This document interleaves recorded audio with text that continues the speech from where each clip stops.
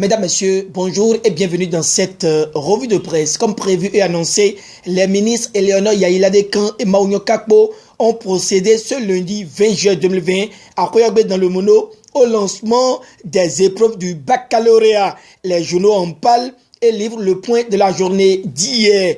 À l'Assemblée nationale, les députés étaient également au rendez-vous pour la troisième session extraordinaire de l'année en cours. Ici, la loi sur les entreprises publiques a été adoptée et les journaux donnent des précisions. Aboubakar Yaya, convoqué à la Cour constitutionnelle ce mardi. À la prison civile de Porto Novo, des cas confirmés de Covid-19 préoccupent également les journaux. Mesdames, Messieurs, voilà les points saillants. Mais avant de faire leur développement, décortiquons la une du quotidien Le Béninois Libéré, qui est le journal à l'honneur ce jour sur GS et Communication. Démarrage officiel du baccalauréat, session de juillet 2020, Yaïla-Decan et Kakpo Maounio donnent le top à Koyogbe, nous apprend Le Béninois Libéré en surmanchette. Au bas de cette information, c'est-à-dire la manchette, le journal de Aboubakar Takou nous signale que le ministre de l'eau et des mines, Samoua Dambi, était face à ses filleuls de l'École nationale des officiers de Tofa samedi dernier, sachant que la sortie de ses élèves officiers est très prochaine. Samoua Dambi a déclaré qu'ils doivent être une fierté pour l'armée. Le Béninois Libéré rapporte ses propos et donne les détails sur cette visite du ministre avant de se pencher sur le combat politique de Prince Ali Bono, membre du parti, le mouvement de libération des peuples MLP, reçu sur Tribune Libre de Focus Channel News. Parcours politique au sein du MLP de l'opposition. Quel bilan? C'est le thème autour duquel le politique s'est prononcé, signalant ainsi sa distance d'avec le MLP de Sabi Sira Korogone. En tout cas, le Béninois Libéré étale que Prince Ali Bono a pendant des minutes tenu en haleine ses téléspectateurs sur la quintessence de son combat au sein de ce mouvement allègrement. Et le journal à l'honneur revient sur le baccalauréat, session de juillet 2020, lancé dans le département du Bangou. Le préfet Sissé Yaya mettent les candidats en confiance, martèle le Béninois Libéré. Un tour à la Cour constitutionnelle et le journal de Aboubakar Takou étale que l'audience Yaya Gbadamassi est reportée avant de céder sa place à d'autres confrères.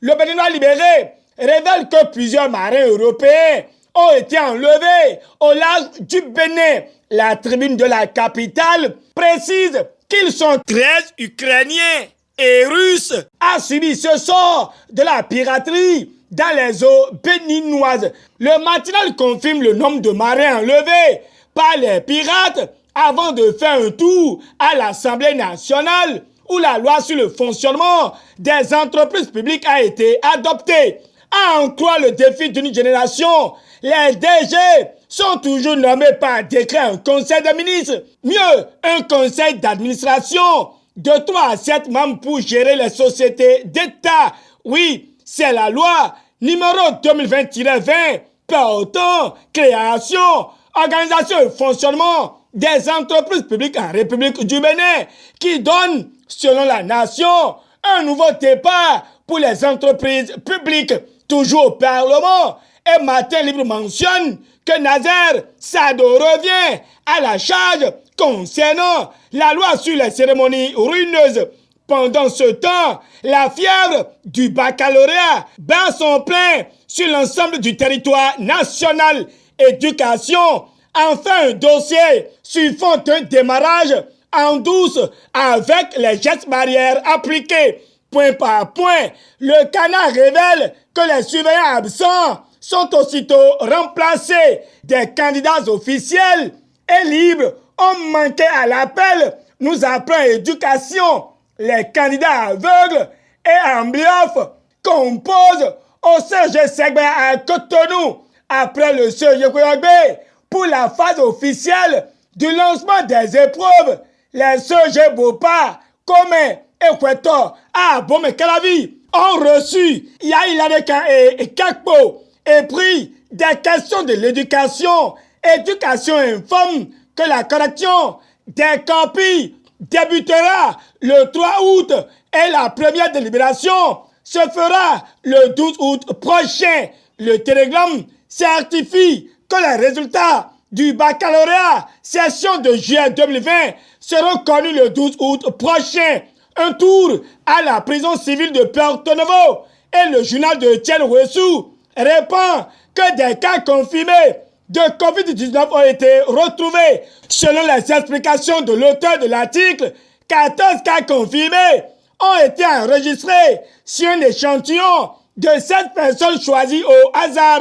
Combien de cas pourrons-nous enregistrer dans cette prison si tous les détenus subissent le test, se demande le télégramme qui voit que l'heure est grave et que seules les mesures barrières peuvent sauver notre pays de cette pandémie. Pour les prisons, le télégramme pense que si rien n'est fait pour les dégraissements, la pandémie risque de faire ravage.